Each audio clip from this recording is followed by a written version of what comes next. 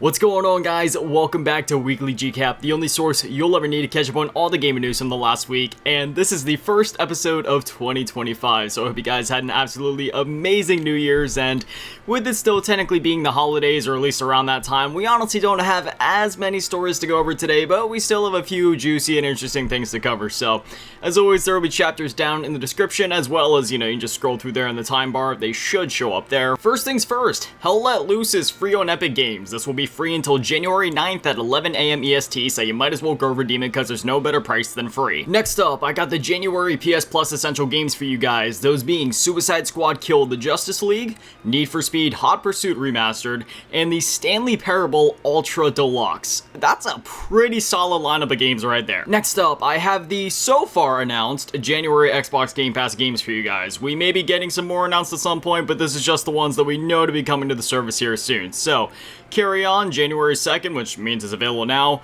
Road 96 on January 7th, Eternal Strands on January 28th, Sniper Elite Resistance on January 30th, and Citizen Sleeper 2 Starward Vector on January 31st. Next up, the Hyperkin Strummer was announced. So, this is a Guitar Hero controller for the Wii. Basically, it plugs into the bottom of your Wiimote just like any other nunchuck would, so there's no batteries required. It's compatible with all Rock Band and Guitar Hero games except for Rock Band 1, since that one specifically didn't have support for Guitar Hero type controllers, and it's currently retailing for $76.99 MSRP, so if you see it for any higher, then, that's higher than you should be paying. I just really wanted to highlight this, because anytime we have companies like, Ambernick, or Hyperkin, or just any of these, like, third-party, companies, whether it be emulation devices, or controllers that seek to, mimic those old-school controllers that we had back in the day, just so then there's, like, a modern and readily available option for getting your hands on things outside of secondhand sellers. I just always have to shine a light on that kind of stuff. As cool as it is to have the original, for example, Guitar Hero controllers from back in the day, obviously those controllers will only be around and functioning for so long, which is why these third-party and modern alternatives are so important. Next up, I just wanted to go over some of the most anticipated games of 2025, just to kind of get everybody hyped up and realize just how awesome of a year we have ahead of us for gaming. So, I have a bit of a top 10, top 12 here, just so, just kind of browsing through online, reading different Reddit posts and articles, just kind of getting a feel for what the overall consensus is. And this here, Grand Theft Auto 6, Assassin's Creed Shadows, Doom the Dark Ages, Death Stranding 2 on the Beach, Borderlands 4, Monster Hunter Wilds, Kingdom Come Deliverance 2, Metroid Prime 4 Beyond, Marvel 1943 Rise of Hydra, Avowed, Judas, which is from like the creator of BioShock, Metal Gear Solid Delta Snake Eater, a remake of one of the best games ever. Dude, 2025 is looking absolutely insane. Now, I'm not gonna lie, one of my most anticipated games this year is it happens every single year. It's whatever the Call of Duty of this year is gonna be. I love Call of Duty, so I'm really excited to see what they end up putting out this year, especially after Black Ops 6, because, man, I have been absolutely no life in that game since it released. I'm level 333 in the multiplayer right now, Prestige Master. If you're ever interested in seeing me play the game, you can, go check out my main channel. I got links to that down in the description and such. It's just called Grotesque. But between that and all the other games on this list, and GTA 6 for crying out loud, the game we've been waiting for like 12 years, I can actually say 12 years now since it's 2025. Absolutely insane, man. This year is gonna be great. Next up, Kojima Productions has had to delay a few games due to the ongoing SAG-AFTRA strike. Just to catch those up who are unaware, the SAG-AFTRA strike involves video game voice actors, and it's over AI protections. Basically, these voice actors are trying to reach these agreements with these publishers where, say like a publisher like Activision or Ubisoft or whatever can't just take these people's voices and likenesses and then replicate them with AI in the future without their permission. It goes a lot deeper than that, but that's kind of like a base example of like, what they're trying to get protections against, just AI in general. This strike has been going on for quite some time now, and we are starting to see the repercussions of this. So, this coming from The Gamer, quote, 2 Kojima Productions games were affected by the SAG-AFTRA strikes this year, with casting and filming suspended. As revealed by Hideo Kojima himself, recording for OD and casting for Fizzant were pushed pushed back as actors in the gaming industry strike for improved protections against generative AI. Kojima shared this in a tweet earlier today. Here, Kojima recounted the past 12 months in his professional life, giving us this insight into the development of OD, Physant, Death Stranding 2 on the Beach, and other projects that he has in the works. Quote, "For OD, we developed the game and had actor and environment scanning," explains Kojima. "In the second half of the year, scanning and filming were suspended due to the SAG strike. Casting was also suspended for Physant due to the strike. We hope to resume next year." End quote. And obviously this was, posted at the end of 2024. So by next year, he was referring to 2025. Don't worry, we don't have to wait till 2026 for things just to, kick back into motion with development on these games. Because OD, for example, I mean, you're seeing the trailer on your screen. That was put out over a year ago at this point, and Physant, obviously that's still a ways off, and it's Kojima, man. We want to see what he's been doing, we want to see what he's cooking up, but the longer that these strikes go on, and the more effects they're going to have over time, and the further off these games are going to be delayed. Obviously, I would rather have these voice actors be protected and, have the protections that they deserve, rather than get the game sooner, but at the same time, I'm also a gamer, it's Kojima, I love his work, I'd really love to get the game, so in an ideal world, SAG-AFTRA can reach some sort of agreement with these publishers, and the games can come out, but surprisingly, with how long these strikes have been going on, many publishers seem quite hesitant to sign these agreements, which is just sickening. Honestly, just sickening, to put it lightly. So, I'm hoping things can, get resolved this year. Hopefully, maybe the strikes can end, the voice actors can go back to work, knowing that they're safe and protected. Hopefully, games can get back to being worked on, at least the games that have been affected by these strikes. But in the meantime, this is just where we're at, and I have a feeling we're going to be hearing about many more stories like this throughout this year. Next up, the Sonic movie writers want to make a Zelda movie. I'm serious. This coming from VG247, quote, "Speaking to IGN, the film's writers Pat Casey and Josh Miller have shared some games they'd be interested in adapting, which does actually include another Sega title. Quote, "We talked about Golden Axe," Casey said. "Golden Axe was another good Genesis multiplayer game." Miller went on to suggest A Boy and His Blob, with Casey adding a slightly odder one to the pile. The 7-Up game about the dot having a platforming adventure, aka the, cool spot, which, man, that game's a classic. That game's a lot of fun. That's actually awesome that he mentioned that.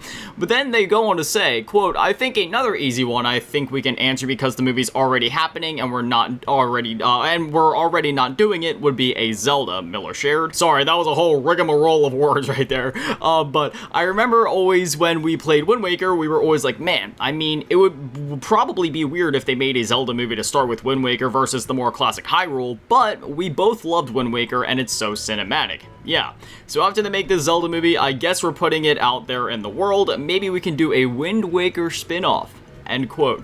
Again, I just had to highlight that because it's so cool, they've already been working on the Sonic movies, which are awesome, especially the most recent one, like that one's doing insane numbers at the box office, so, they clearly got some talent there, they know how to make some good movies, again, just even looking at the ones that came out before that. We've already heard that a 4th one is in the works and planned for 2027, which is only like 2 years away now, but man, if they could make a Wind Waker movie, or like a movie based on Wind Waker, and like, I don't know how would they do it, would they do it animated, maybe like Sonic, where it's like a merge of CGI and like real life? I feel like for a movie like that, we're already getting a live action Zelda, I feel like that would probably work better as an animated film, but still, I just had to highlight that. Could you imagine a Wind Waker movie? Dude, that would be so cool. Next up, PlayStation is looking to revive its old IPs. At least it seems that way. So this coming from The Gamer, quote, "In celebration of the 30th anniversary of PlayStation, studio CEO Herman Hulst took part in an interview with Famitsu, where he shared his thoughts on the company's past, present, and future.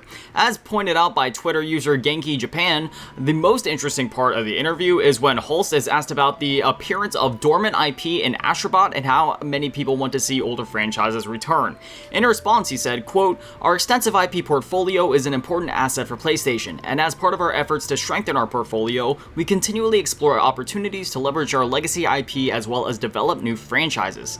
End quote. So, again, it's nothing confirmed that he didn't come out and say like, oh man, there's a new Killzone coming out, there's a new Jak and Daxter coming out. I mean, I wish, but from that alone, at that last part, we continually explore opportunities to leverage our legacy IP as well as develop new franchises. Now, when he says leverage, that could be something as small as including cameos in Astrobot, or it could be, you know, something a bit bigger, like making an entirely new game. Again, I'm not trying to clickbait anybody right here and be like, oh man, they're, you know, getting ready, new Killzone on the horizon, but we've already been seeing them go more and more in that territory. I mean, we literally just had a crossover between Helldivers and Killzone, not to mention the literal hundreds of cameos in Astrobot. So PlayStation has more and more recently been leaning into their, you know, their history, their roots. I mean, literally right now, when I turn on and turn off my PS5, it starts up with the PS1 startup logo, and when I turn it off, it says thanks for being a part of this journey, and it has like the PS1 logo there. So really, the sky's the limit. And with even companies like Sega revisiting their past with like a Jet Set Radio remake coming out soon, and Crazy Taxi and all that,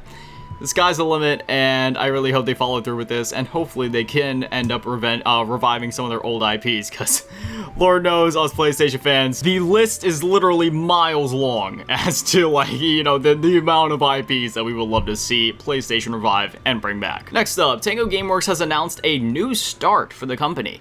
This coming from Tango Gameworks on X, quote, "A new start. Tango Gameworks Studio has been reborn as Tango Gameworks Incorporated, proudly joining Krafton Incorporated.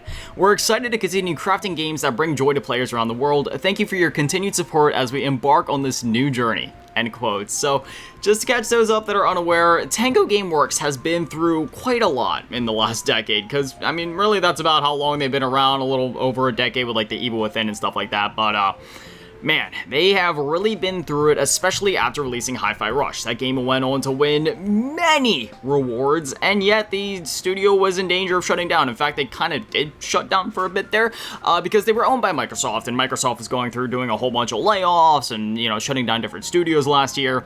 And unfortunately, Hi-Fi Rush, or I'm sorry, Tango Gameworks ended up being one of the studios despite winning so many awards, and as far as we know, Hi-Fi Rush selling at least relatively well. Didn't do gangbusters, but seemed to at least do relatively well, and, you know, was on Game Pass and got a lot of downloads there.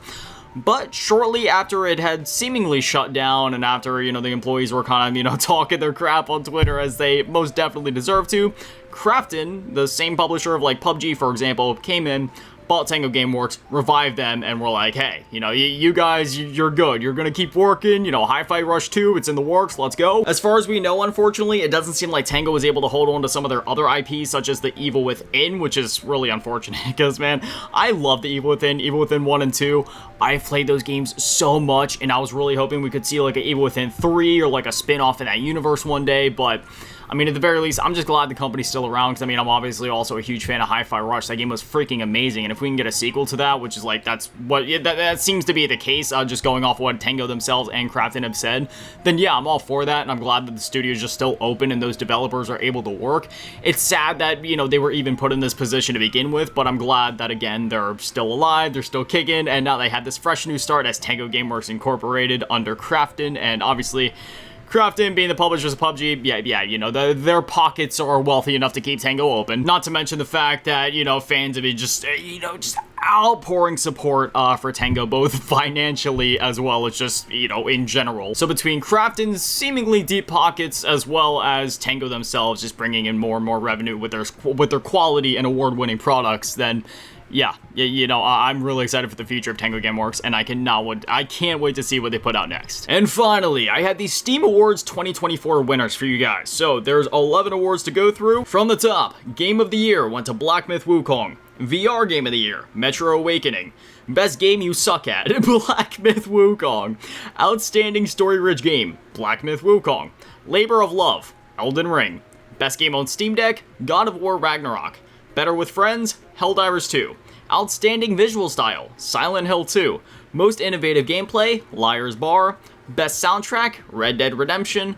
Sit back and relax, Farming Simulator 25. If you're wondering why Red Dead Redemption won the best soundtrack, it's because even though the game is over like a decade old at this point, it finally saw a release on PC after all that time, just last year in 2024. So that's how it ended up by a technicality winning the best soundtrack there. But still, pretty solid lineup for the Steam Awards 2024. Obviously, it's different from like the Game Awards, for example, because the Game Awards encompasses all platforms, Xbox, PlayStation, Nintendo, and PC, whereas Steam, they don't have some of the PlayStation exclusives over there, or some of the Nintendo exclusives over there, or even some of the Xbox exclusives over there. At least I'm pretty sure there might be a few games that are still exclusive to Xbox. I'm not sure. I think all of them actually are on Steam at this point. But still, I have no complaints here. All the games that received awards most definitely deserve them. Even if one of the games was was over a decade and a half old. But hey, you know, if there was any decade and a half old game that was, you know, to win an award like that, then, you know what, Red Dead Redemption, alright, that's fine. But anyway, that is all the stories that I have for you guys this week. So, you know, like I said, it wasn't exactly the busiest week in the world, but we still had some fun stuff to talk about, so I hope you guys still enjoyed the news, still had fun sitting, chilling, and chatting with me, but